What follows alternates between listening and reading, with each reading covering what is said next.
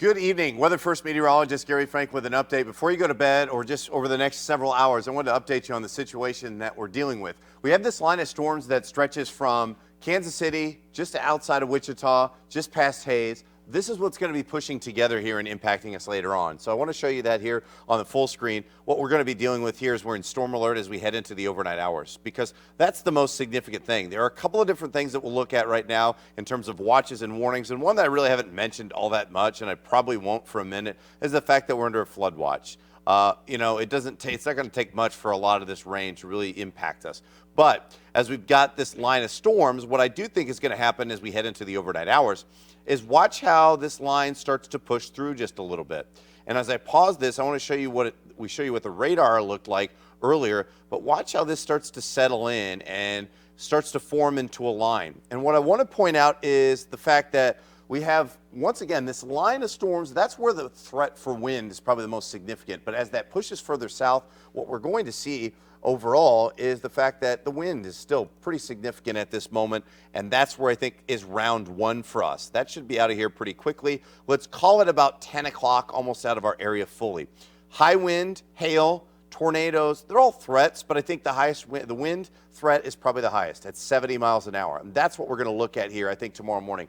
Golf ball size at biggest. Elevated flash flood is probably smaller, but not as much, with brief tornadoes still on the leading edge of things. That's not tomorrow morning's threat. Noon clears out, 4 o'clock, storms develop again, and the heating of the day, that's where we have this elevated risk for severe weather. It's an enhanced risk from the Storm Prediction Center. This is category 3 of 5. And what I think is we're watching here just after 10:30 is the humidity has continued to rise. That's going to be noticeable tomorrow morning. As it does so, this warm front lifts north. We're warmer. We have this low. That's where we have additional development for severe weather. So once that pushes through into the overnight hours, you'll watch how this takes a nosedive off to the southwest. Normally we have rain. Things are quiet. And then, as we head into the midday, that's where storms may develop and refire as we have clear skies briefly. That's where we could see those tornadoes, large hail develop. And I don't want you to get stuck on where that is, but the high winds in excess of 75 miles an hour, 2-inch plus hail, and a few tornadoes that are maybe not brief, maybe that last a little longer, maybe that are a little stronger. That is all possible for tomorrow afternoon.